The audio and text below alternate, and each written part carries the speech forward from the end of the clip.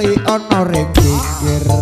Buru ketemu awakku langsung ngesir Gelibetan kaya kelangan pinggir Apa arah digelugu disigari di para dadi pitu saben dina iseng sing bisa turu gaman riko ngomong sing kawatu asik-asik bersama Brahma Arya Manunggal iki lho barange mahul buat Depok ya iki lho sing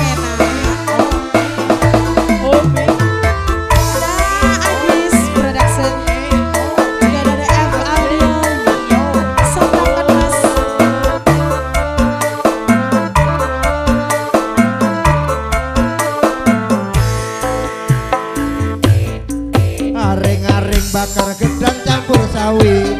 sampai kering muli isun mikiri gedang sopo sak curug dipangan dodot timbang warung biangor gelum isun pedot Godhong sawi enake urip pat klopo ati iki kaya munggah goriko aja sak corong dipereteli yo sing percaya bagian dodo iki Kaya Mbak Denis.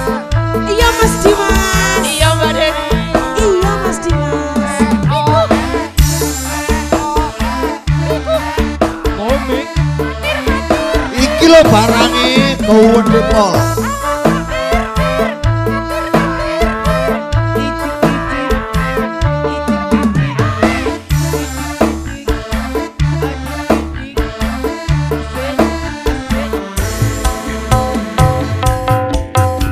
Watu cilik diarani pasir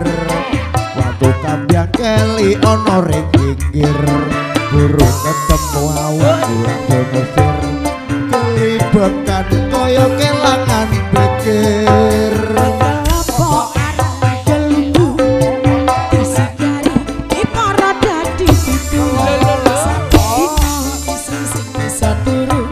gaman riko ngomong sing kawatu ayo Mas Ami Digoyang Mbak Denis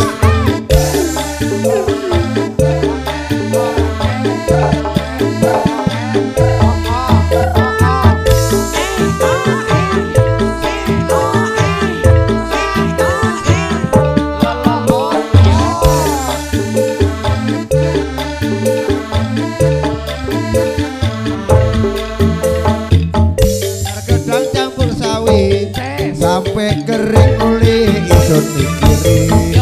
gedang robo sak curug dipangan dodot timbang warung bangor gulung isun pedot Godhong sawi enake urip pat klopo ati iki kaya munggah goriko aja sak corong dipereteli yo sing percaya bagian dodo iki sawi sampai kering muli isun mikiri gedang robo curug dipangan dodot timbang warung bangor gulung isun pedot Godhong sawi enake urip pat klopo ati iki kaya munggah goriko aja sak corong dipereteli yo sing percaya bagian dodo iki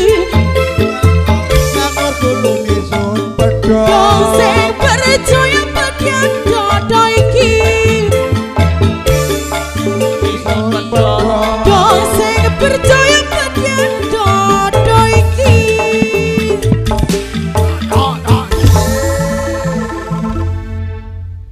Terima kasih matur sembah nuwun atas penghormatan saking Bung Sampok,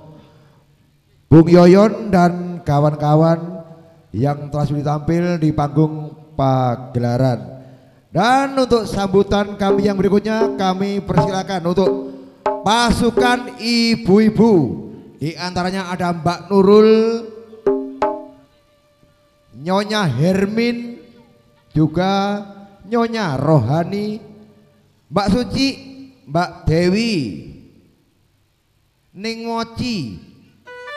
Ning Intan, Mbak Lilis juga Mbak Rohani, monggo.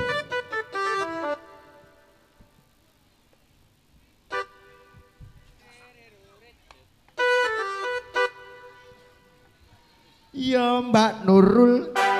Mbak Hermin, Mbak Rohani.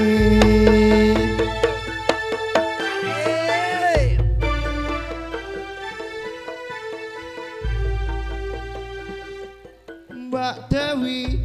Mbak Moci, ya Mbak Intan,